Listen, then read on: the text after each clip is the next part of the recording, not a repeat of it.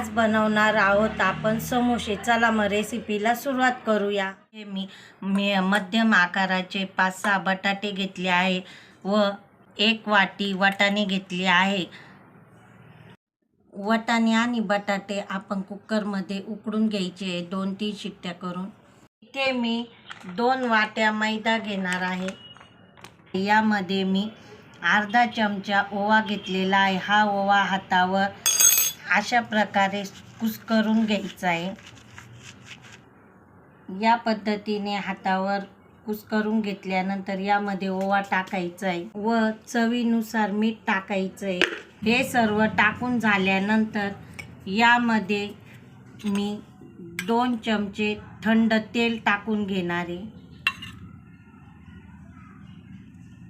हे तेल टाकून घेतल्यानंतर मैद्याला चांगल्या प्रकारे मिक्स करून घ्यायचं आहे. तेल जर कमी वाटत असेल तर तुम्ही अजून थोडंसं टाकू शकता.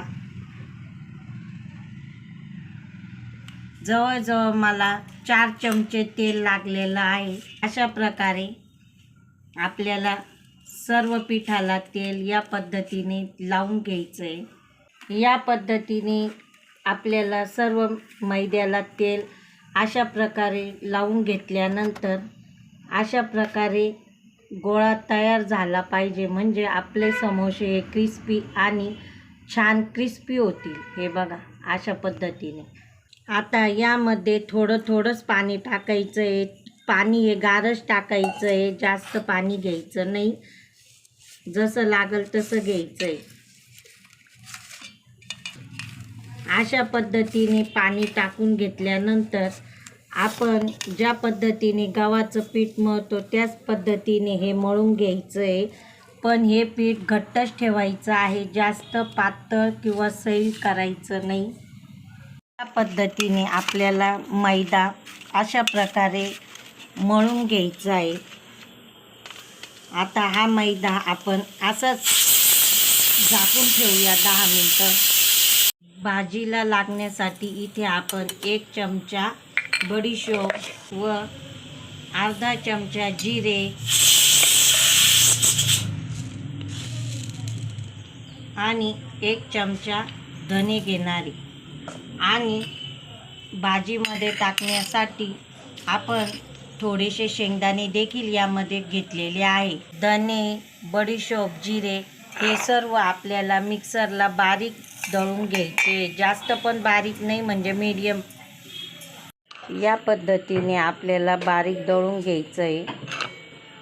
फोडणीला देण्यासाठी इथे मी 2-3 हिरवी मिरची आणि थोडासा लसूण व थोडंसं आलं घेतलं आहे. हे सर्व आपल्याला मिक्सरमध्ये बारीक करून घ्यायचं आहे. तिखट हिरवी मिरची तुमच्या आवडीनुसार तुम्ही कमी जास्त टाकू शकता. काढलेले बटाट्याचे सालं काढून याप्रमाणे आपल्याला बारीक चिरून घ्यायचे. भाजीला फोडणी देण्यासाठी इथे मी 1 वर्गळ तेल घेतलेलं आहे. यामध्ये आपण मोहरी टाकून घेणार आहे, थोडीशी जिरे देखील थोडेसे टाकून घेणार आहे. जिरे मोहरी चांगली तडतडल्यानंतर यामध्ये थोडेसे शेंगदाणे टाकून घ्यायचे. हे शेंगदाणे पण चांगले लालसर तळून घ्यायचे. शेंगदाणे चांगले लाल झाल्यानंतर हे काढून घ्यायचे.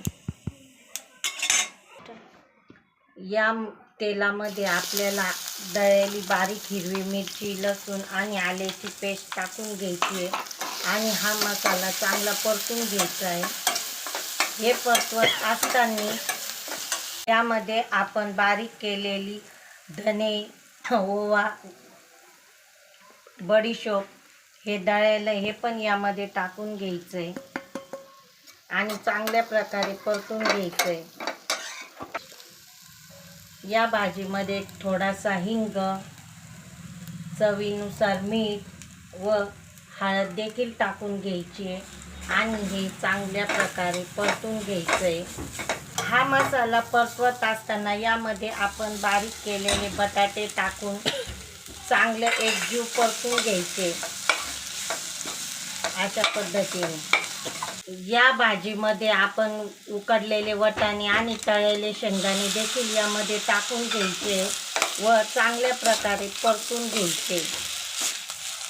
अशा प्रकारे भाजी चांगली परतून घेतल्यानंतर यामध्ये आपण वरतून बारीक चिरलेली कोथिंबीर देखील टाकून घेणार आहे.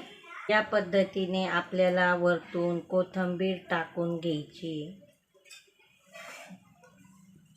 कोथिंबीर टाकून घेतल्यानंतर ही भाजी चांगल्या प्रकारे हलवून घ्यायची. अशा प्रकारे आपलं समोशामध्ये भरण्यासाठी बटाट्याची भाजीचं सारण इथे तयार झालेलं आहे. आपण भिजून ठेवलेलं मैद्याचं पीठ पुन्हा एकदा पोळपाटावर घेऊन चांगल्या प्रकारे मळून घ्यायचं आहे. या प्रकारे मैद्याचा उंडा घेऊन आपल्याला पोळीप्रमाणे लाटून घ्यायचं आहे. या पद्धतीने आपल्याला मैद्याची पोळी लाटून घ्यायची आहे. ही पोळी लाटताना जास्त जाड पण लाटायची नाही आणि जास्त पातळ पण लाटायची नाही. आता हे लाटून घेतल्यानंतर याप्रमाणे आपल्याला ही पोळी अशा पद्धतीने कट करून घ्यायची आहे. आपल्याला समोसा करण्यासाठी इथे आपल्याला अशा प्रकारे या पोळीला कट करून घेतलेल्या आपल्याला पाणी लावून घ्यायचं आहे. पाणी लावून घेतल्यानंतर या पद्धतीने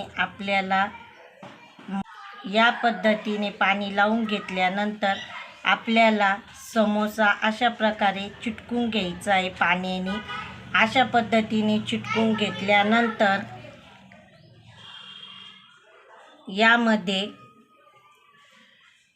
यामध्ये आपण बनवलेलं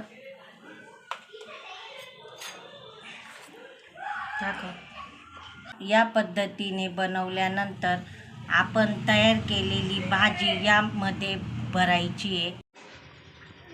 या पद्धतीने आपल्याला बटाट्याची भाजी यामध्ये भरून घेतल्यानंतर अशा प्रकारे आपल्याला समोसा दाबून घ्यायचा आहे. हा समोसा तेलामध्ये फुटला नाही पाहिजे.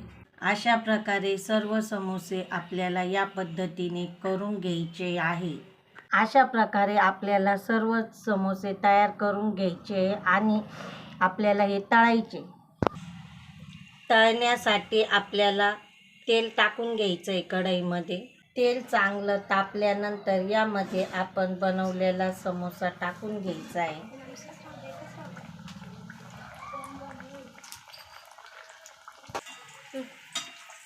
अशा प्रकारे समोसा तेलात टाकल्यानंतर 1-2 मिनिटे हा चांगला तेलात होऊन घ्यायचा आहे. पलटी मारून घ्यायचा आहे आणि बारीक गॅस करायचा आहे. पद्धतीने आपल्याला समोसे चांगले क्रिस्पी होईपर्यंत तळून घ्यायचे आहे. याचा कलर बघा किती छान आणि ब्राऊन रंग झालेला आहे. अशा प्रकारे आपले इथे समोसे तयार झालेले आहेत. तुम्ही बघा किती क्रिस्पी झाले. तुम्हाला आवाज येत असेल. आता हा समोसा मी तुम्हाला तोडून सुद्धा दाखवणार आहे. बघा इतका सुंदर आणि क्रिस्पी झालेला आहे. चला तर मग आपल्या रेसिपीला लाईक करा, शेअर करा, कमेंट करा आणि गरम गरम खायला घ्या.